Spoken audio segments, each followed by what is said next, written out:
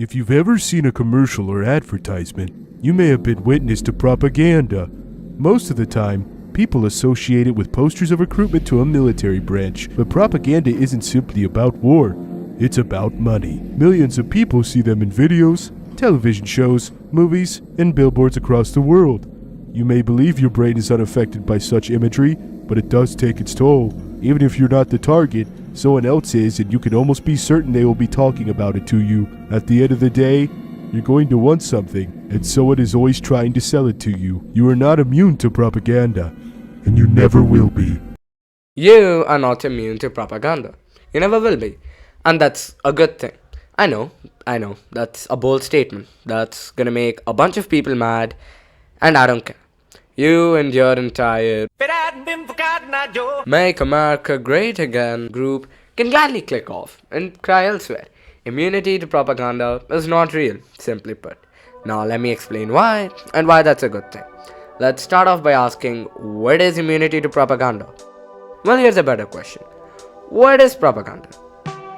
Well, a general definition of propaganda is said to be a piece of media or information that is trying to propagate to a political cause or a certain agenda. This is a true definition, pretty fair, and does a good job capturing the main essence of what propaganda is. The issue often occurs with which words in the definition we give focus on. When we look at the word propaganda, we often think of political causes, right? Bright, flashy posters, military marches, catchy slogans, and other things. We often think of old leaders and how they use these tools to come to power. But the thing is, propaganda is not just about that. Propaganda, if you split it down the middle, you get propa and aganda. These terms sound pretty similar to propagate and agenda. If you look at the origin of the word, you get the Latin word propagare, meaning to propagate. And of course, it was the Romans that came up with the term for propaganda. One of the most popular examples of a society that stayed in power due to good propaganda that is still popular after thousands of years. But my point is, propaganda really means anything that has a certain agenda or point of view to push, not just politically. If anything is trying to convince you something, it's propaganda. A party is convincing you to vote for it because it will lower taxes by quote-unquote a wide margin, propaganda. A company is trying to sell you their brand new car, propaganda. Your average TikTok video explaining why the sun is actually just a microwaved really hot pocket. That's just Republican ideology right to your face, my man. Anything that stimulates you is basically propaganda. Well, technically it's more so anything that makes your brain opinionated about something that is propaganda, but frankly speaking, any and all stimulation makes your brain opinionated about that source of stimulation. Human brains are just made like that. They kind of change a little, hold memories and adapt. That's kind of how we've survived, by learning from the things around us. Now, the association of propaganda with direct political campaigning is not something we can blame people for. Propaganda, for the purposes of this video, will be categorized into two broad categories: conscious propaganda and subconscious propaganda. Conscious propaganda is basically any propaganda that's trying to enforce an idea upon you. It's trying to convince you to do something. This includes the propaganda films, the colorful posters, the catchy slogans, and the bold speeches. This is the propaganda most people commonly refer to, and was certainly popular back then and still is to some extent at least. However, it is the second category, subconscious propaganda, that is more popular in this current age and is more effective at getting you to do something or convincing you. See, the thing with conscious propaganda is it is well known that there is an agenda in mind with what you're getting fed, and that automatically kind of gets you riled up with your opinion. And the job of the propaganda is to change that conscious thought about whatever it's talking about in you to, of course, be in more line with its own agenda. However, your subconscious is different. Your consciousness is more like every active thought you have at any given moment about any given thing.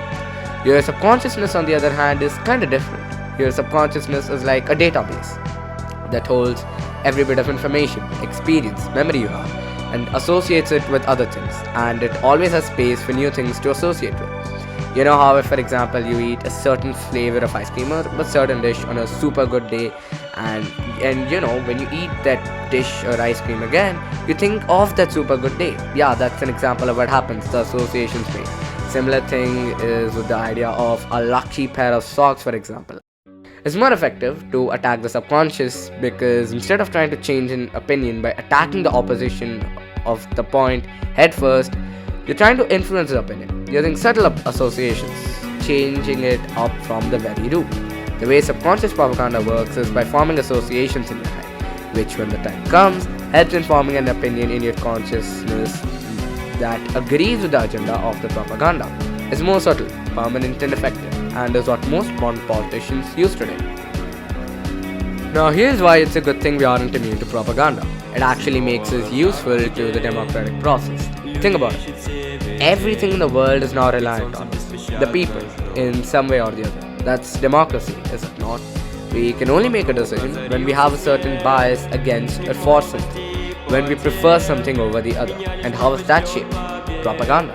Every action you take is influenced by actions that have occurred on you, whether those are actions of propaganda itself or the result of propaganda. Propaganda has a way of coming and influencing us in basically everything. And again, it's not a bad thing.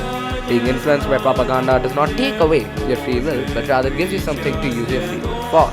If you are not affected by propaganda, you'll literally not hold any opinion on anything.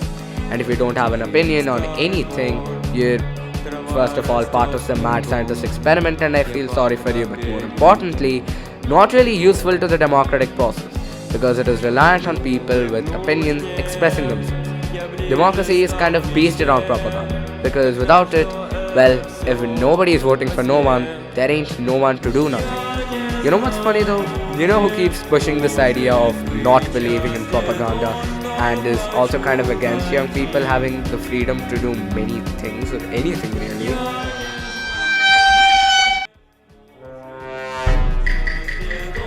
Well, my political opinions aside, I hope my point is clear on why propaganda is important. It is the very thing that keeps democracy alive. It's a necessary evil. Propaganda is, at the end of the day, biased information, and all information is vital. So is bias, so that we can make decisions based on what we want the world to be.